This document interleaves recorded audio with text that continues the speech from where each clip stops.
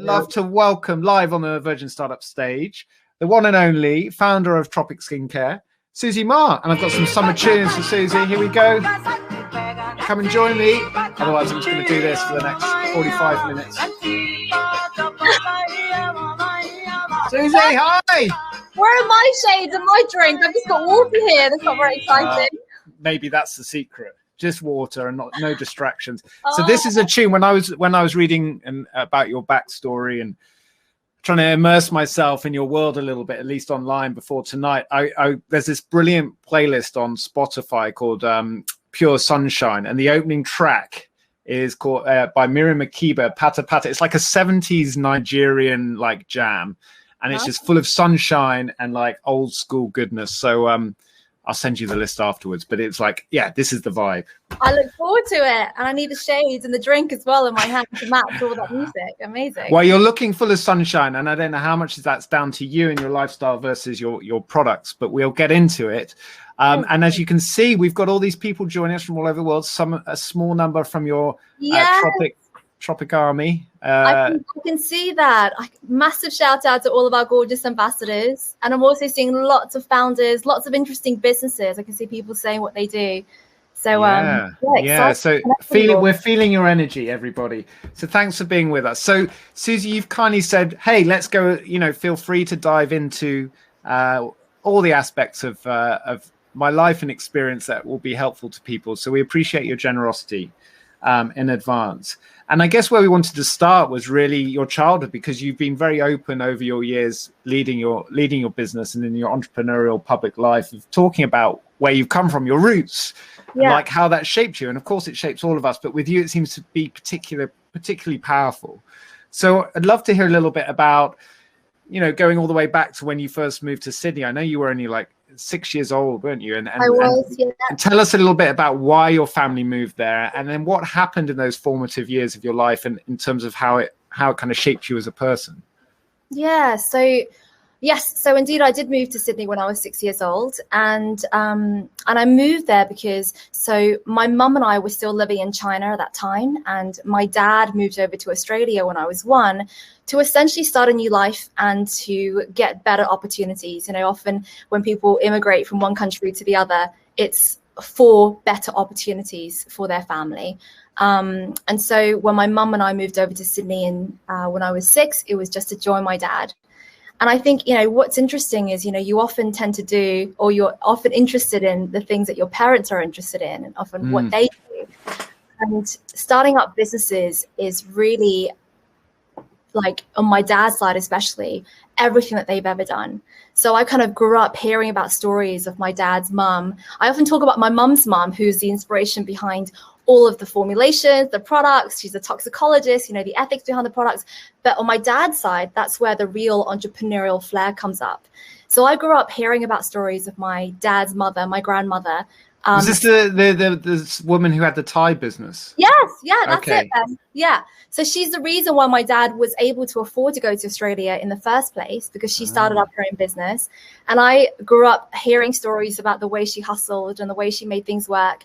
And when my dad moved over to Australia, because of his lack of English, he started just working on the street as a street vendor, importing toys and souvenirs from China, and literally just selling in the streets of Sydney, like by Sydney Harbour, wherever there was any footfall. And that's how he made a living. And when my mum and I joined him in Australia, that's how we helped him to make a living as well. So whether it's, I remember New Year's Eve, every year we'd go and we sell these glow sticks and like the things that you throw up in the air that light up.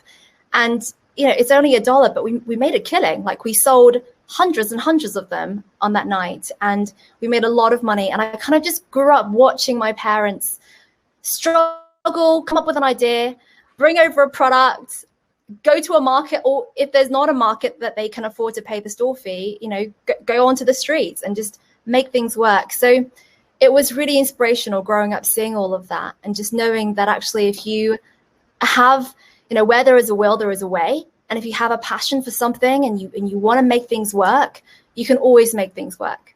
So you know what, Susie, that's that's a great insight into your early years. But I think I was one of your dad's customers, because I remember in '99 being under Sydney Harbour Bridge on the opposite side from the Opera House, just starting out my travels into the world, and joining in this party. And I was like, my God, these people know how to celebrate New Year, like that waterfall of fireworks off Sydney Harbour Bridge. Yeah. And we all bought glow sticks from a street vendor. Well, in 1999, Ben, I think we were already in Cannes. So we'd gone. You scaled up. That's scaled up. Our competitors. So that's all there good. We go. And when you I'm assuming that the drive for your dad and your parents at that stage was purely like survival, like getting a foothold into economically into society. Was there ever anything like, okay, this is what, how did they do their market research? Was it just like, okay, we think glow sticks are going to sell well in this part of the city? Or how did they figure that stuff out? They just watched what other people did, what worked well. So they always kept a very close eye on, what other people were selling. Obviously, my dad was not the first person to sell glow sticks on New Year's Eve. Other people were doing it. He just thought about how he could make it better. If there was a better place that he could stand where there's more footfall for him to sell at. But things don't always work out. And actually in Sydney, my parents and I, we weren't very successful in making money. And that's why we ended up moving to Cannes in the end, because there was this new opportunity. Cannes was back then, I think we moved over in the mid 90s, I think. And when we moved over, Cannes was a new town, lots of tourism, especially from Japan, lots and lots of footfall. And your money stretched a lot further. Because Sydney was becoming more and more expensive. And so we uprooted. I remember we actually drove all the way from Sydney to Cannes. And I'm actually really ashamed to say this, but I remember before we left, my dad and my mum, they couldn't actually afford to pay our rent. And I think we were like 3 months behind on our rent. And we actually just got up and we left because we literally couldn't afford it. So which is frightening position to be in, so that poor landlord didn't get our rent for 3 months. Well, maybe they're a Tropic Skincare ambassador now and they've got their return. But you, I mean, in your story that I've read about at that stage of your life, you also were quite reclusive child, like in that sort of shaped you as a person as well. Can you tell us a little bit about that? Yeah, so I suppose when I was in China as a child, I was very outgoing. I was like in kindergarten in China, I was, like the prefect in the class, not the prefect, but the equivalent of like the leader, and always had lots of friends and lots to do, lots of involvement. But the moment I went to Australia, I very much felt like the outsider. Obviously, I looked completely different. I couldn't speak the language. My parents had no money, so I couldn't afford to have nice things, nice toys. And kids do judge you on that. And obviously I didn't go to the best schools in the beginning, so they were quite rough. So I did kind of become very, in my own little bubble, didn't have any friends, didn't talk to anyone else, was really just afraid of putting myself out there. And so much so that I actually had, my mum used to make me wear like this thing on my back, and it was like a straight piece of board to keep my back straight because I was always completely hunched over. And I remember just wanting to make myself invisible and just as small as possible because I didn't want to be noticed because I was afraid of how people would perceive me. So especially in Sydney, I was I don't think, as a child from 6 to 9, I wasn't in a very good place. No, and that really understandably why that was so hard. Ava's basically on the chat, get on and write the book of your life, Sue, as well. You're hearing it in real time now. Someone type it up as we go. So you had that. So in your bubble. So what are the positives about that bubble? Like, did you bury yourself in learning? What did you explore? Exactly. What shaped you? Exactly. So in those early years, so my parents used to work ridiculous hours, 7 days a week. They'd be out from like 10 o'clock in the morning. They wouldn't be back until about midnight. And what my dad used to do is he used to take me to like the equivalent of a Blockbuster back then, but it was like a small local Australian shop. And he used to take me to like the dollar section where there was all these VCRs. Do you call them VCRs? Yeah. The big the old videotapes. Yeah. Old videotapes. And he used to be like, you can pick one film every day. You can watch one film. So I used to just pick a random film and that's how I kind of just watched the films, taught myself English through watching all these films, and then just buried myself in studying. Like maths was my go-to. It was the thing that made sense. And my dad bought me lots of like maths puzzles and completely nerdy, just various things, and just taught myself and just literally buried myself in learning. And I thought that if I couldn't have friends and I couldn't be involved in school and stuff, I can at least be intelligent and learn and do well in exams, so that maybe one day in the future I can get a good job. So. And do you remember a film from those VHS tapes that stands out in terms of helping you with your English in those early days? So I used to be really like obsessed with Hercules and Xena. So I don't know if you remember. They were like the actual, not the cartoon, but the actual like acting ones. And I watched them all. And I just thought it was, especially for Xena, like this warrior princess who's like super badass and strong, and she's out there slaying men and dragons. And I remember looking at her and thinking, gosh, that would be amazing if I could, I don't know, if I could do like a millimeter of what she's capable of. But yeah, just seeing what women could achieve, even though I knew it was fiction. But it's an interesting reflection of like maybe where your hidden ambition was, or you're like, we all have our dreams, right? But Xena, the kind of old school Lara Croft, she's up there, right? Yeah. I just about remember her as well, but I don't think I ever channeled myself as well as you did to be more like her. So moving on from Sydney, of course, it feels like there's a gap that I want to figure out between there and like when you like went to market in Greenwich age 15. Yeah. So tell like bridge that gap for us. How did you end up in London and then starting an entrepreneurial project? Yeah. So as I mentioned, from Sydney, we then moved to Cairns after 2 or 3 years to start up a new life. And Cairns was actually much better. What's really interesting, actually, and this is something that will be good for the entrepreneurs in this group, is that so my parents were selling these little, I don't know if you guys remember like the beetles in the wooden boxes that had like wobbly legs. So it's not quite that, but imagine those beetles, take it out of the box, put that beetle on a magnet, and rather than just a beetle, think of any animal. And that's what my parents used to sell, these little magnetic creatures with wobbly legs, and their bodies and heads were made out of pistachio nut shells. Like, it was amazing. Wow. They're all handcrafted. They were from China in this factory that they sent over. So my parents used to sell those on like a clothing rack with a metal piece of board on the clothing rack, and all the animals would be stuck on magnetically to this board that they would shake, and all the legs and arms would wobble. And they used to sell them for $1 per animal in Sydney on the streets of Chinatown. But when we moved to Cairns, we only could take a certain number of stock up with us because we just had one car full of stuff. And we couldn't get the stock in. There was a shipment delay. And all of a sudden, my dad realized that he had very little supply. And so what he did was, just because of supply and demand, he increased his price from $1 to $4 for one, because that's how little stock he had. And what was interesting was that sales actually increased, which blew his mind, because you think the cheaper something is, the more you would sell. But actually increasing it from $1 to $4 gave it a greater perception of value. And people were like, oh, this is like a proper piece of art that's handcrafted as opposed to a piece of cheap souvenir. So that was a big lesson learned. And I remember learning that with my parents and talking, and I remember them talking about it.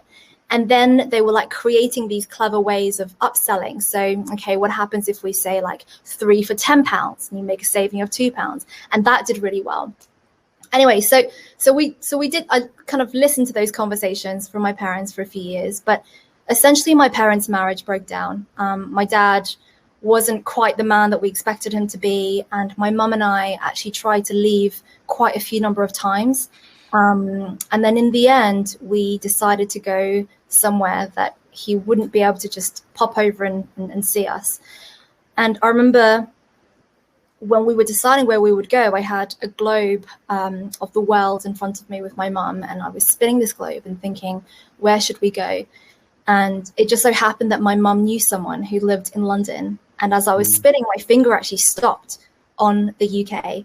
And my mum was like, this is a sign, you know, your fingers stopped there, you're spinning it, and I've just done that. It could have stopped anywhere. I suppose the UK is located at the, you know, towards the top of the globe. It was easier. But we decided that actually we've got nothing to lose. Let's just go to London. And so when I was 13 years old, my mother and I kind of packed up as much as we could, and we bought a one-way ticket to London to live with this woman who was a friend of a friend. But what ended up happening was when we arrived in London, this lady turned her back on us, and she didn't want to give us a place to stay. Her reasoning was that she was afraid that we would never leave her home, and she wanted us to just do it on our own. And so we ended up staying in like a homestay, when someone gives away a room in the house for a certain amount of money. But very quickly, we were really running out of money. And I think for a long time, my mum and I really, really struggled. We ended up renting our own flat, but it was just awful. Like, we would have to call up my dad and ask him for money. He knew where we were by that point, and he was asking us to come back to him in the UK, in Australia, but we didn't want to leave the UK and go back to Oz. And so in the end, it was just a choice of, we either make more money so we can stay in the UK and have our own independent lives, or we would have to go back to Australia because we simply couldn't survive in London. My mum at that time was working on a market stall at Greenwich Market selling the same thing, and she just wasn't selling enough. And that's when I decided to start up my business.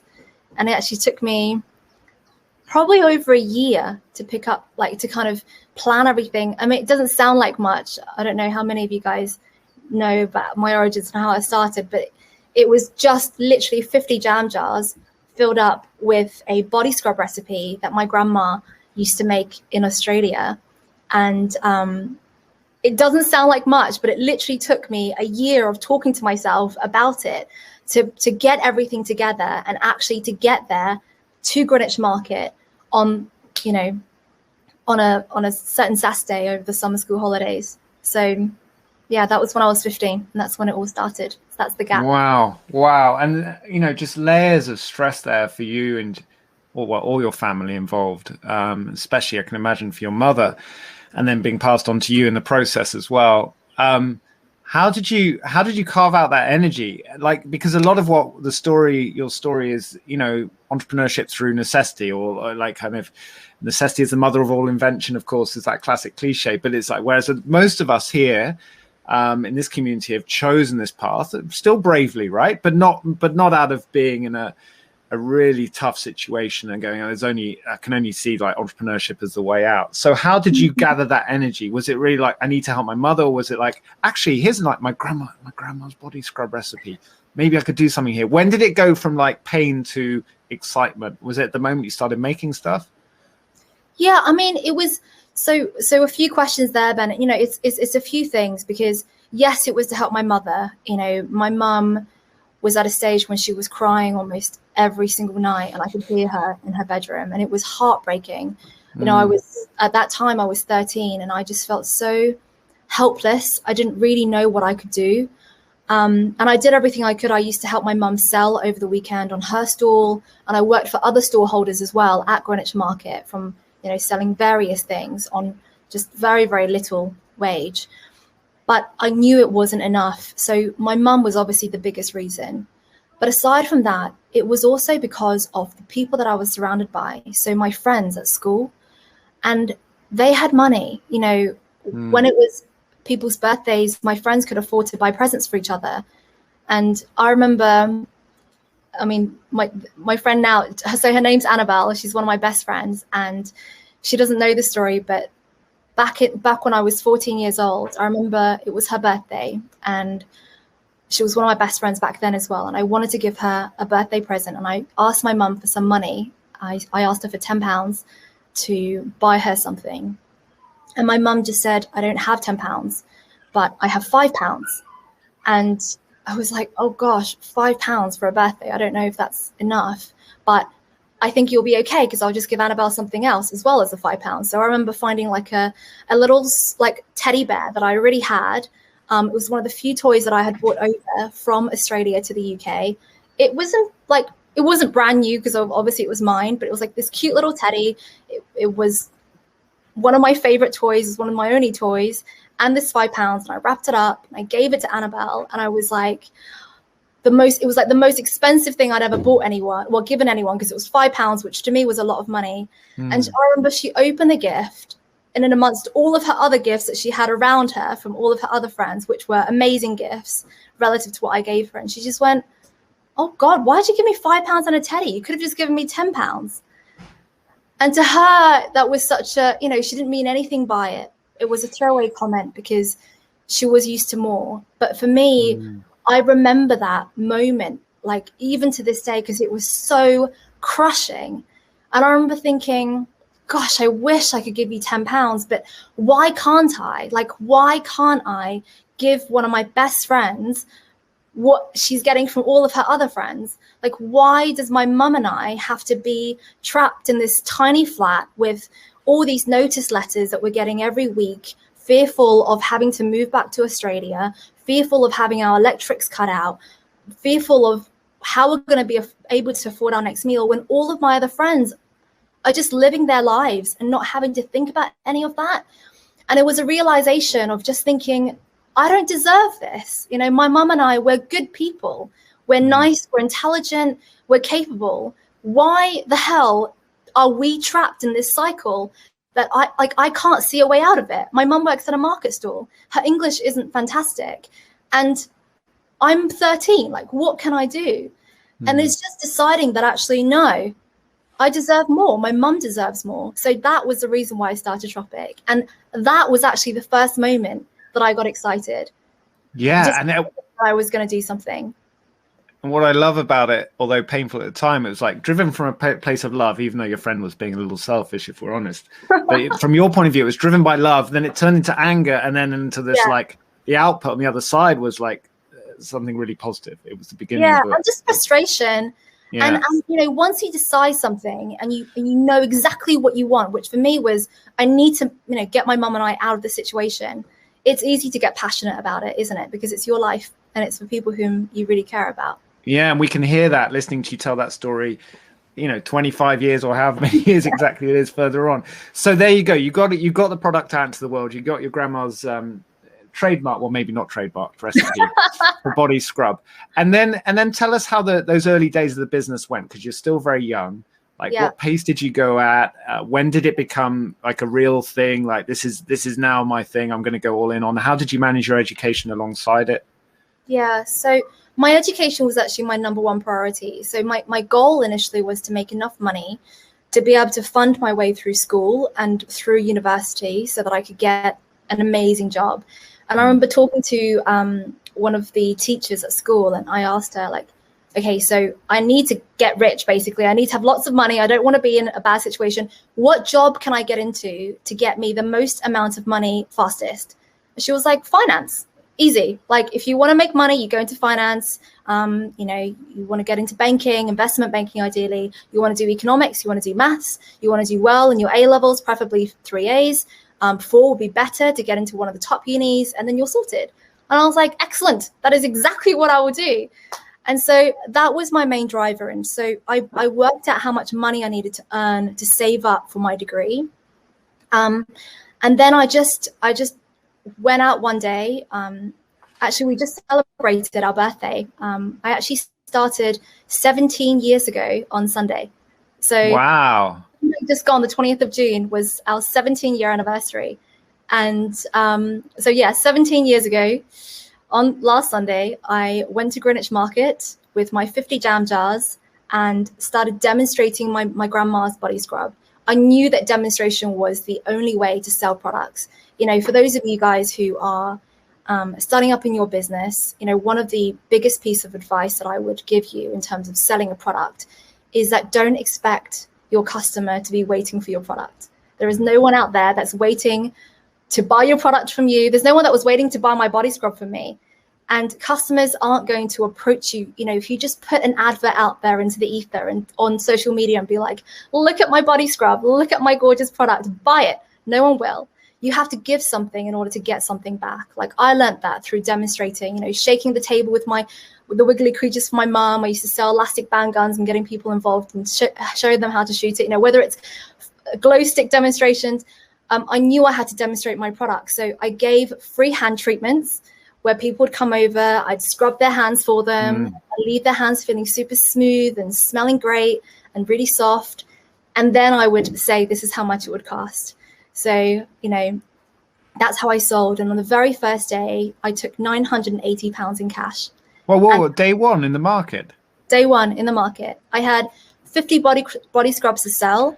I remember the lesson from my dad with, if you remember, we called them the wiggly creatures back then. It was $1. He sold it for $4. I remember thinking, let's go big or go home. My body scrub is amazing. I know it's packaged in jam jars. I know I've printed out a label that I sticked on, but I'm going to sell it for 20 quid. Like, that's a lot of money. For one jam jar of homemade scrub? One jam jar of body scrub. I sold it for £20. I only had 50.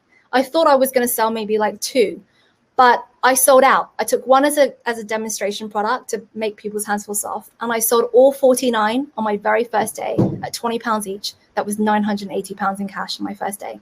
You smashed it. I mean, that is setting the bar high on day one.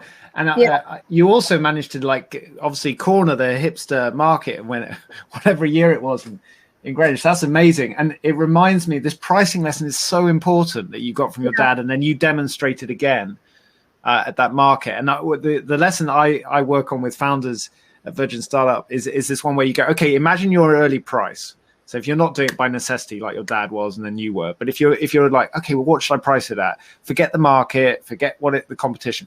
Okay, imagine a price that you think you're going to start with, then go up, take it up, get to a point where you're like, oh my God, that feels uncomfortable.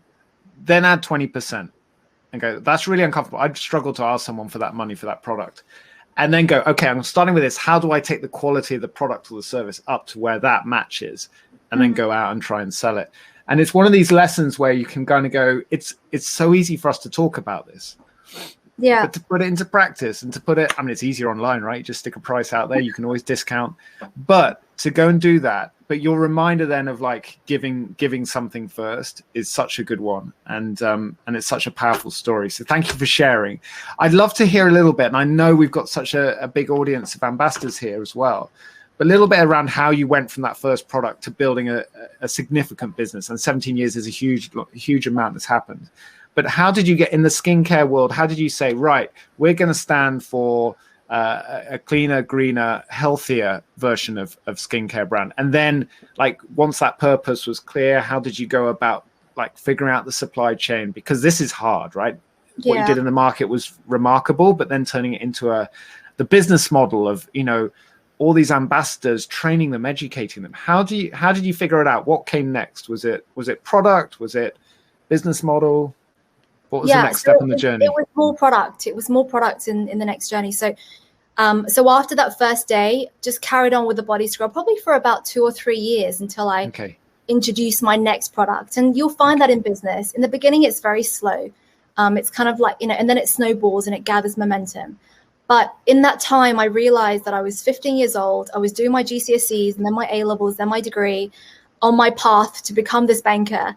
And I had to, you know, my business was a little bit on the back burner, but I had to keep it going in order to you know, for my dream to come true with my future job. And so I really did very little with it. I just tried to sell it whenever I could. I expanded with the one product that I knew sold well, with my friends, getting them to sell also for me on commission.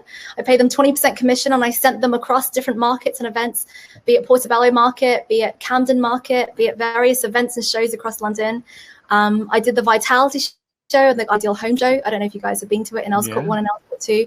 And I like literally got 17, 18 salespeople and just replicated what I did at Greenwich Market. So gave them the exact same tools, more stalls. I hired like really amazing actors, actresses, you know, singers, performers, people who were confident to come and sell on commission, and they smashed it. And that's how I kind of grew the business from the beginning. So with my original sales model, if you like, with people being paid on commission, I then trained myself up on skincare formulations. There's various courses that you can take, kind of taught myself chemistry, and I expanded the product range just like hardly any, like into one facial scrub, a moisturizer, and a facial cleanser, which we still have today. So like 4 products, and then just had those 4 products up until I kind of finished university at 21.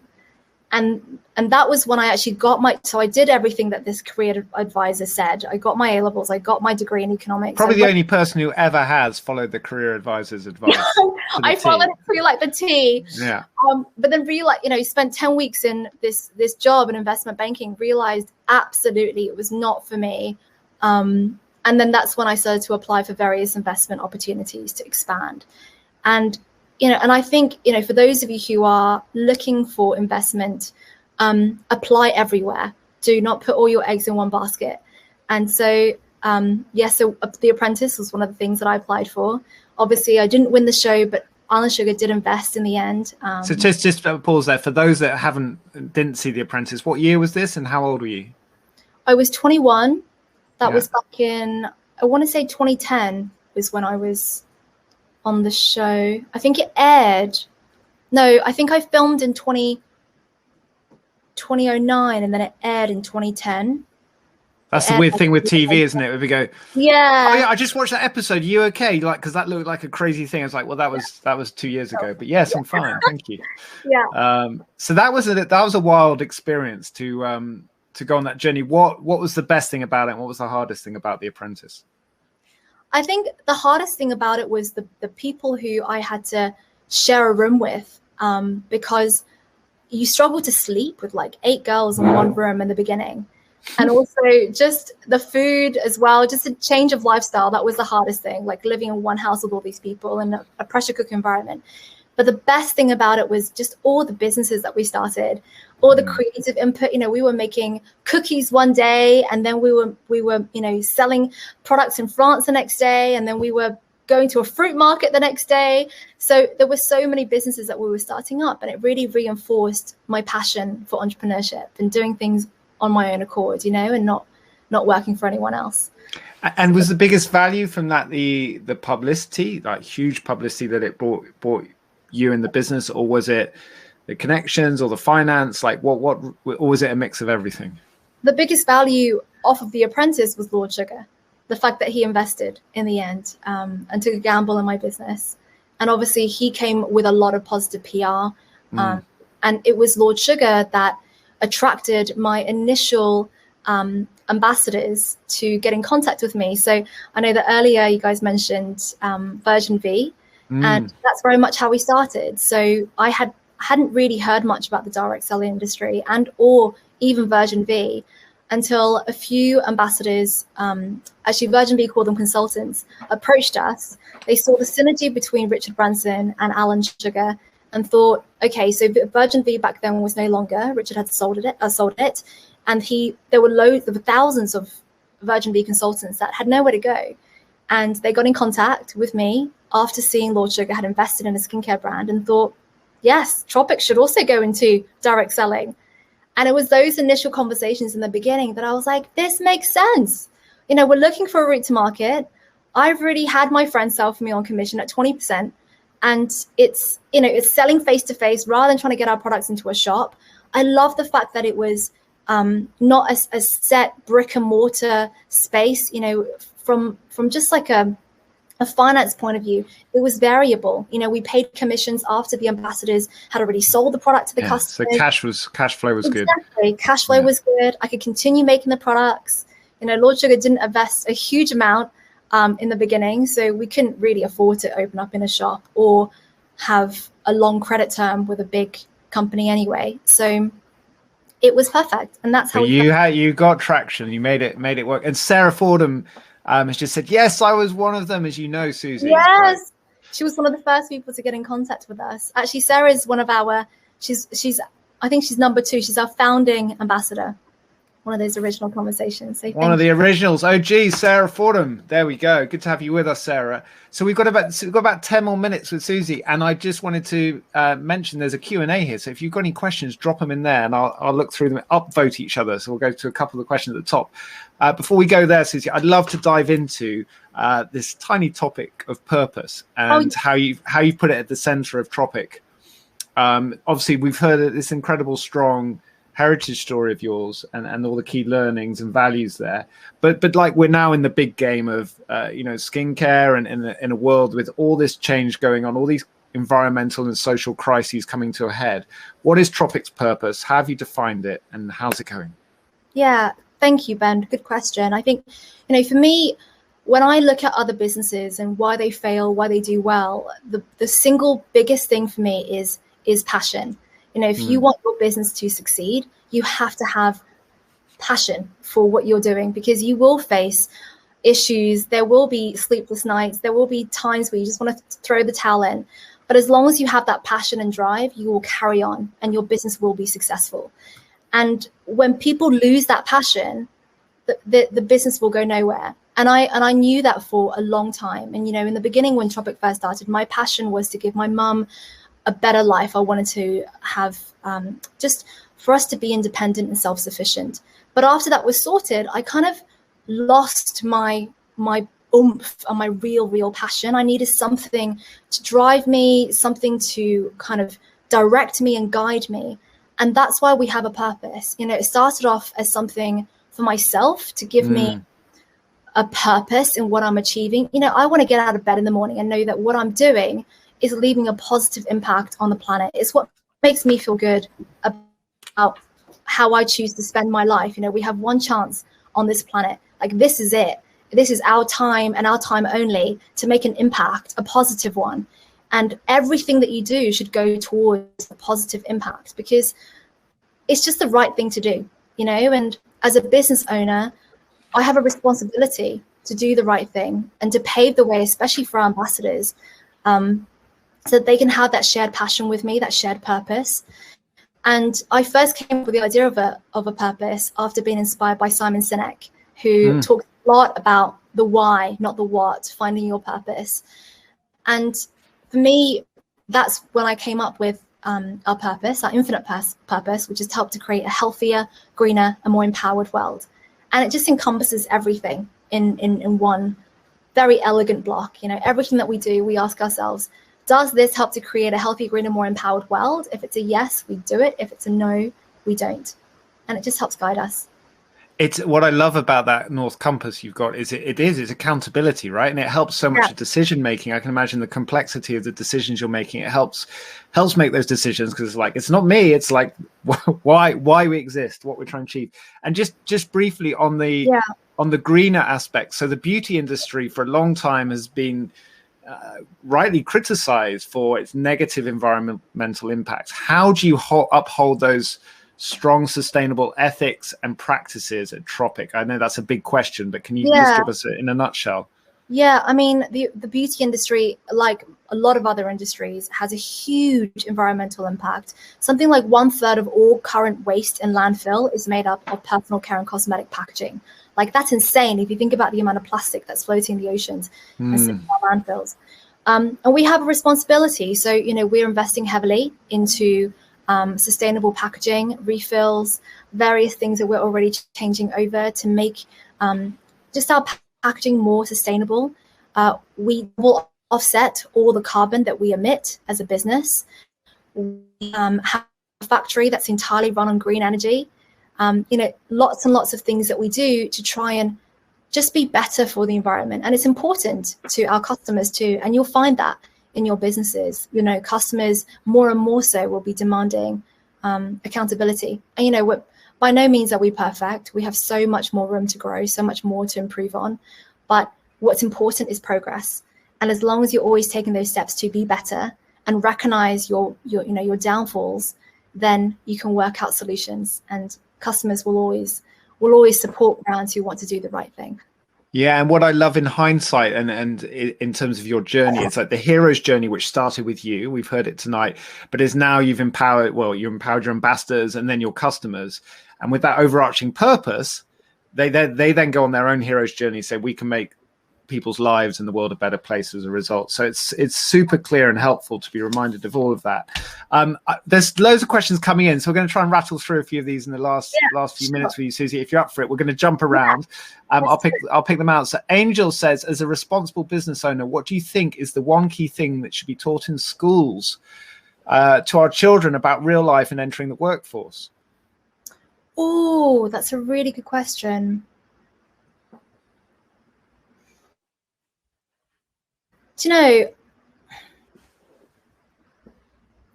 there's so much that I think should be taught to kids, like everything from basic economics. I think, you know, a lot of decisions that are made in terms of politics and everything. I think a lot of the kids at school should really just understand economics, but also about the environmental impact of just their basic consumption. So understanding that actually every single thing that we do as human beings have a lasting impact on the environment, and for them to really see the bigger picture and look into the future. Because I think often we do things now that we think, oh, it's going to be fine if we do this now. You know, even like COVID in a way, like no one knew in the beginning it was going to be as bad. We were all like, oh, it'll be fine. It's one of those things, like it doesn't really matter, until it gets really bad. And we're like, oh my God, we have to throw everything into this. And I feel like the environment is the same thing. Like people don't feel like it's that important to talk about it. Or, you know, maybe they don't teach about it at school still because they're like, oh, we still have another 30 years, 50 years until things get really bad. No. But maybe teaching these kids right now, okay, so you buying a car and driving is going to equate to this much carbon. It's going to have this much impact. You buying a cosmetic product and having this piece of packaging is going to have this much impact unless you recycle it, unless you do this. So I suppose the bigger picture of human consumption and what that means to generations, maybe even the next generation or even when they're older, but definitely in generations in the future. Yeah, definitely part of the green school the green school movement. I can imagine you at the green school in Bali where I've spent some time, like how it's our relationship with nature. That's what it's all about. Which so Dylan is asking, hi Susie, how do you build your ambassador team? And what was your method to enable customers to trust your brand? Okay, so let me start with the trust side. It's a very, very competitive market out there with any product, and trust comes only from either like certifying brand, like companies, or endorsements, like not paid for advertorials or editorials, but endorsements from either a celebrity or a particular magazine or an award. So for brand trust, we try to get our products certified and endorsed by as many people and companies as possible. So we do not say we're just vegan. We get certified by the Vegan Society. We don't say we're cruelty-free. We get certified by Cruelty-Free International. We don't say we're carbon neutral or carbon negative. We get certified by the carbon neutral company. We don't actually say anything about our supply chain or anything like that. We actually get everything certified via blockchain technology with a company called Provenance that look at every single claim we make and they back it up. So that gives consumers absolute trust in an industry where there's so much noise and so much greenwashing. Just like with fake news, you know, consumers are very wary of what's real and what's not. So give them reasons to trust you. Work with influencers, send them your products and get them to give honest reviews. So that's a good way to build brand trust, working with lots of other companies. Give your customers reason to trust you. I love that. Yeah, exactly. And the other part of the question was about the ambassadors, right? Was it about how to get? Yeah, which you explained a little bit in the early days about giving commission but how did you then go, I guess, from that level to the scaling it up? So going out there and meeting our ambassadors, you know, I know we live in a very virtual world right now, but nothing beats a face-to-face meeting and a real conversation. So right in the beginning, when we first had our ambassadors, I remember traveling around the country, asking our existing ambassadors to bring their friends and family to hear about what we do at Tropic. And we would literally show up to venues after driving for like 8 hours up to like Scotland, to Aberdeen, and having like one person show up to the venue. And it was it was heartbreaking. And I remember this one particular person that showed up was like, oh, I actually came in by accident. I really don't want to be here. I was like, oh God. But that happened a lot. It happened in Cambridge. It happened in Cumbria. And, you know, there were moments where I used to drive home after driving like 15 hours in one day and being, you know, at a venue and no one be there and thinking, what the hell am I doing this for? But you carry on. And every single year when we went back doing our various road shows, traveling around the country, you know, it will grow from 1 person to 5 people. And then from 5 to 50, 100, 200, 300. So going out there physically, meeting our ambassadors, encouraging our existing ambassadors to bring their people, but also importantly, treating our existing ambassadors like diamonds. You know, they're like the heart and soul of the business, and making sure that they feel appreciated, whether it's sending them a bunch of flowers or writing them a Christmas card, so that they recommend Tropic to other people, because there is honestly nothing more powerful than word of mouth. So whatever customers you do have, or ambassadors or whoever you have in your business, make sure you do everything you can to make sure they feel appreciated, loved, listened to, and then they will do the hard work for you in terms of growing your business. You just need to go out there and speak to the people they're introducing you to. Which hopefully we can do that lots more again now. So we're going to try and squeeze in 3 more questions, Susie, if you've still got the energy to go with us. We've got 5 minutes left, so we really appreciate how much you've given already in the last hour. So Depesh asks, I think this is a tricky question, but let's throw it anyway. What are your thoughts on entering the industry with a new body wash and cream product? Is it competitive? Body wash and cream product, yes, it is extremely, extremely competitive. Most products are, unless you have like a brand new idea. But even if you have a brand new idea, even if you have a patent, like it will be copied. So you have to think about the why. Why is your product different? What makes it so special? Is it the packaging? Is it the story? Is it the ingredients? How are you making it? How are you pricing it? Figure out who your target market is and really hone in on that specific target market. Don't try and please everybody. Figure out who you want to sell to. Then collect all the information on all the other competitor brands who are trying to sell to your target market, and make sure that your product is better than all of theirs. Because if it's not, there's no reason for anyone to buy your product. So it's very, very competitive. That's just the brutal, honest truth. That's the career advice. Coming a generation later. Take it. Maya asked, do you feel the consumer and how they will buy is going to change after the pandemic? So what have you seen, I guess, recently, and what's your sense of where it's going next? Do you know, but I'm really conflicted. So on the one hand, I'm thinking, this is our life now. We buy things online. You know, if I look at, so my cousins who live in China and the way they shop, it is crazy. Like everything is on these like live streamers.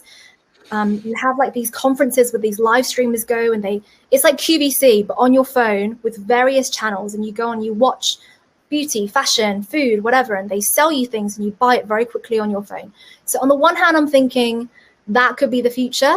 Everything is digital. You've got to invest in beautiful video, photography, online marketing, social, SEO, online advertising, Facebook, Instagram, TikTok, whatever all the young people are on now as well, advertising there. But on the other hand, I'm thinking, are people missing that personal touch? Are people missing that personal physical shopping experience? Is brick and mortar maybe coming back after we fully come out of lockdown and people crave that real life shopkeeper experience?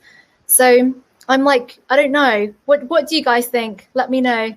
Yeah, let us know. I mean, and clearly it's happening. It is happening. My concern, going back to your purpose, is the consumption, the fueling the consumption habits. And this is a whole nother discussion, but like when is too much consumption? When is it too much consumption? Or how do we get to people like, all these great brands that we've seen in retail, like Patagonia, which is like buy less, but buy better, spend more at once, but spend better.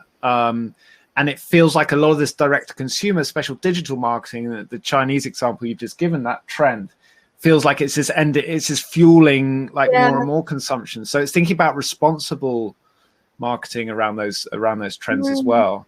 Those to consider. Yeah, and also being clever about your product.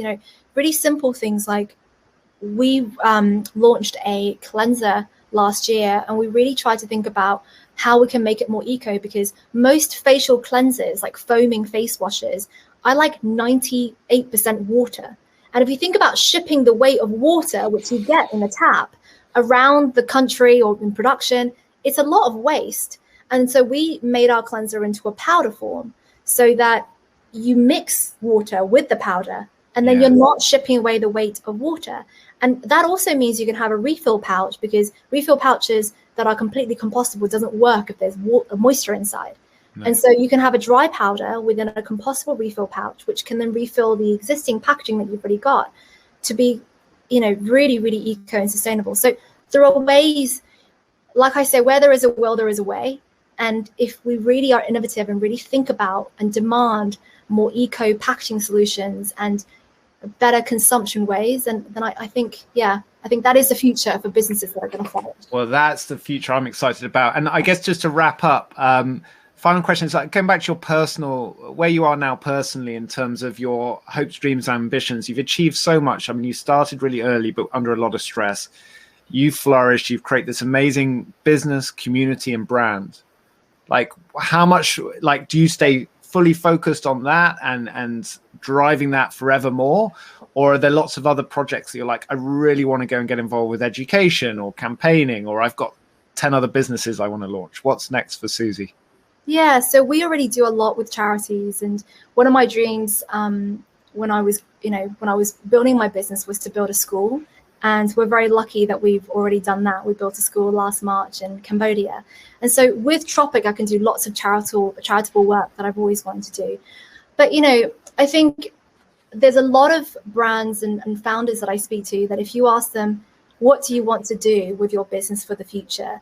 The natural answer is to grow it, to take it international, to take over the world, to be the best, to have, more products, more sales, more profits, etc. But that does also come with a lot more stress, a lot more things to do. And for me, it's just making sure that we're doing things in the right way.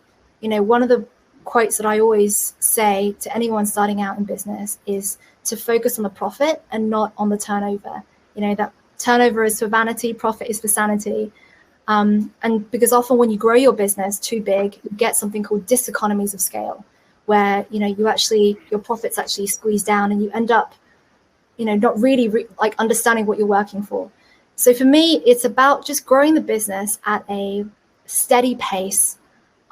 We will expand it internationally one day, but it's just being steady. It's making sure my ambassadors are well looked at. We continue growing the customer base at a much faster rate than our ambassador base to make sure they are all earning good money, and continuing improving our products so that we can give our customers their best skin, and doing as much charity work as we can while keeping all of my in-house staff happy. I can afford bonuses and promotions and reward them when they're doing great. So it's not like massive, Tropic is going to be the best, it's going to take over the world. It's just, I'm loving what I'm doing. I'm really, really loving everything that I'm doing. I'm loving the people that I'm surrounded by. I'm loving my team, my ambassadors. And it's just kind of ticking that over, introducing more products, slow improvements, but always making sure we adhere to our infinite purpose. So I love that conclusion, Susie. And thank you so much for sharing so much of your personal life. I know you shared your story lots, but it's such a powerful one, an authentic one, and one that is going to be a book, which will be on the shelf as Rebel Book Club one day soon. And also all your ambassadors who are here tonight, and lots of Virgin Startup founders as well. I can see the inspiration rolling in, and thanks to all those for the questions. Sorry we didn't get through all of them, but I think we covered so much. Susie, you're full of, you glow, and I'm sure it's not just the product. It's like your whole story and everything that you represent it's really powerful. We last year we spoke in this like startup sort of founder legend spot. We spoke with Simon Sinek. So you're in that spot this year, and I have the same feeling right now as I did after spending 45 minutes in his company, which just like huge energy, huge optimism, and huge like a load of tools that I've been reminded of that are really important in terms of tactics and also mindset. So just really grateful for that, sharing it with almost 300 people tonight and everyone who watches this afterwards. Thank you. Thanks.